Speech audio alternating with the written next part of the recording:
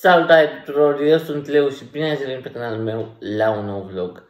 Știu că n-am mai postat de foarte mult timp și îmi pare rău că n-am mai făcut-o, dar astăzi am revenit cu un story time care mi-a făcut viața mai frumoasă și o să țin minte acest eveniment toată viața mea. Despre ce este vorba o să vă spun imediat după ce dați un like, un share pe story, pe Facebook, oriunde vreți, doar să dați un share și să scrieți în comentarii ce fel de vloguri vreți voi să mai vedeți. Astăzi vă voi povesti despre întâlnirea pe care am avut-o cu actorul meu preferat din serialul The Vampire Diaries, actorul care l-a interpretat pe Stephen Salvatore, adică Paul Wesley. Foarte mulți mi-au cerut pe TikTok, pe Instagram să fac un story time și uite că îl fac. Ei bine, foarte mult m-ați întrebat cum m-am întâlnit cu el, unde m-am întâlnit, pentru că mulți ați încercat să dați de el, dar nu ați reușit, pentru că, într-adevăr, a stat mai ascuns și, după cum ați văzut și voi, el nu prea a postat pe rețelele sociale unde este. Ei bine, m-am văzut cu el chiar la mine acasă, am avut șansa să-l văd chiar la mine acasă. A venit printr-o fundație, prin fundația Our Big Day Out, datorită Alexandrei, îi mulțumesc foarte mult pe această cale, i-am mulțumit și față în față. A fost ceva foarte neașteptat, nu mă așteptam. Era o zi de duminică, acum 2 săptămâni, pentru că se fac 2 săptămâni. Și acum 2 săptămâni știam că trebuie să vină ei, cei de la fundație, dar nu știam că o să vină și Paul Wesley. Și prima dată au venit ei, cei de la fundație, iar după ceva timp, cam o oră, cam așa, a venit Paul Wesley, dar nu mi-am dat seama că este el. De ce? Pentru că avea ochelari de soare, avea o mască de protecție și mai avea șapca. Și vă dați seama, cum să îți dai seama de om, mai ales în vremurile astea. Și a venit la mine, Alexandra îmi spune, hai să ți-l prezint pe nou voluntar. Eu eram, de înălțime. La înălțime mi-am dat seama că oarecum e de statură cu el. Da, am zis, hai, să nu zic că, wow, e Paul Wesley. Și după ce a zis Alexandra chestiile astea, a zis el în engleză că nu este nou voluntar și că salut Leo, hello Leo, nice to meet you. Așa a spus. După ce am auzit vocea, nu mi-a venit să cred, sincer. Și rămăsesem așa, adică îmi venea să și plâng și să nu plâng, dar nu mai înțelegeam nimic în engleză, de vorbit nu mai știam puținul ăla pe care știam să vorbesc, nici pe ăla nu mai știam să mai vorbesc. Și pentru câteva secunde am rămas așa, adică a fost o experiență foarte frumoasă, am vorbit cu el despre serial, am vorbit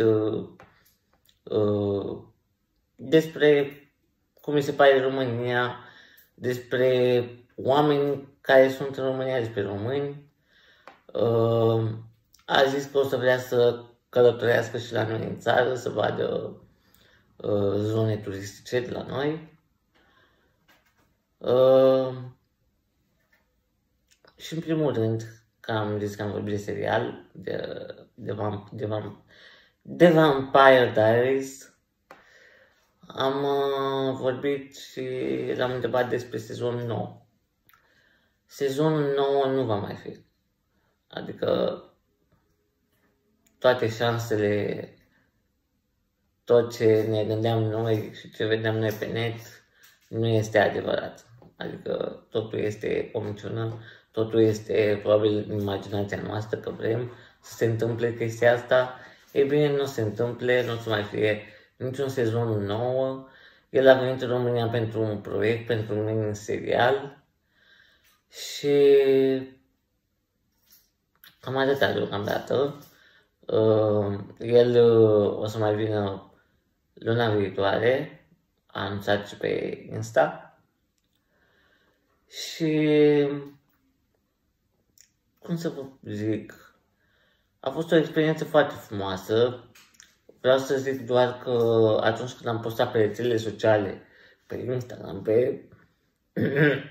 pe TikTok, mai ales pe TikTok. TikTok-ul la mine pentru câteva zile a nebunit. Pentru 2 săptămâni, chiar și acum, e în continuu full de întrebări, de mesaje, de comentarii. Cum l-am văzut pe Paul Wesley, de ce nu spun unde este Paul Wesley. Paul Wesley a stat, pot doar să spun că Paul Wesley a stat foarte aproape de mine. Și vă dați seama că dacă omul nu s-a postat pe rețelele sociale unde este, în ce zonă îl puteți găsi, eu nu aveam cum să fac chestia asta, pentru că ține de intimitatea unui om. Dacă înțelegeți chestia asta, bine, dacă nu, nu o să stau să explic ce înseamnă o intimitate a unui om.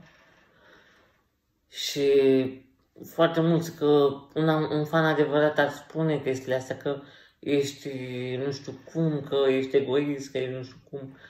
Nu, frate, nu sunt egoist. Adică v-aș fi spus cu tot drag, dar și eu dacă mă puneam în locul lui Paul, nu mi-ar fi plăcut să știe lumea unde sunt și să tăbare o grămadă de lume pe mine. Adică gen, gândiți-vă, Paul Wesley nu este cum sunt vedetele astea din România. Să vină, hai, 1, 2, 3 pentru poză și nu știu ce. Nu, Paul Wesley este un actor internațional. Un actor care a controversat foarte multe inimi, suflete, pentru toți. Adică foarte mulți îl apreciază. Și nu era să zic eu să pun pe TikTok un videoclip. L-am văzut pe Paul Wesley, vedeți că este în zona, nu știu, Gara de Măr. Pe bune? Nu se face chestia asta. Și cei care l-au văzut, foarte bine că nu au spus unde l-au văzut, pentru că nu este ok să spui astfel de detalii. Dacă un om ca el nu-și dorește să fie bombardat de fani și... na. Adică, înțelegeți voi ce vreau să zic. Și vreau să vă mulțumesc în al doilea rând pentru că am primit atâtea menționări la story, am fost menționat, am fost etichetat în postări, foarte multe edituri. Deci am rămas așa, adică nu mai vine să cred. Și într-un fel mă simțeam în zilele astea, că timp am fost etichetat și așa, mă simțeam gen, bă, mă simt ca Paul Wesley, pe bune. Dar, na, nu m-am schimbat, nu a fost chestia asta de vedetism să mă schimb și așa. Adică, na, pur și simplu am văzut un om talentat, un om apreciat de foarte multă lume și cam atât. Și e om ca toți, înțelegeți? Adică, na. Și cam atâta despre acest story time. Vreau să vă zic că a fost o experiență foarte frumoasă și mi-aș dori să se mai repete. Cine știe, poate în viitor vor veni și alți actori din The Vampire Diaries. Așa că dacă v-a plăcut acest vlog, vă aș să dați un like, un share pe story, pe Insta, pe Facebook, oriunde vreți, dar numai să dați un share ca să vadă foarte mulți oameni despre cum să zic, să vadă și reacția, pentru că o să pun reacția acum la final de vlog și să vadă experiența pe care eu am trăit-o și să fanii adevărați se vor bucura pentru mine. Foarte mulți oameni s-au bucurat, dar foarte mulți au fost invidioși. Și din invidie au înjurat, au făcut cum au știut ei mai bine. Și de asta, v-aș ruga să dați un share, să comentați, să spuneți ce fel de vloguri vreți să mai vedeți. Papagalul meu se aude pe fundal. Și stați cu ochii pe canalul meu de YouTube, pentru că vor urma multe proiecte. M-am gândit în viitorul apropiat o să fac un podcast legat cu și despre persoanele cu dizabilități. O să am invitați persoane cu dizabilități, cu diferite dizabilități și o să apară și o piesă. Când nu vă pot spune, pentru că nici eu nu știu, dar sper eu cât mai repede. Așa că eu v-am lăsat și ne vedem data viitoare, poate cine știe, cu piesa sau cu podcastul. Eu v-am salutat. Pa!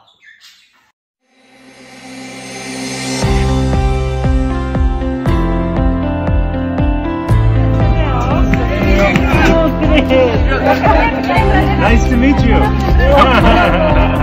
I wanted to come say hi to you.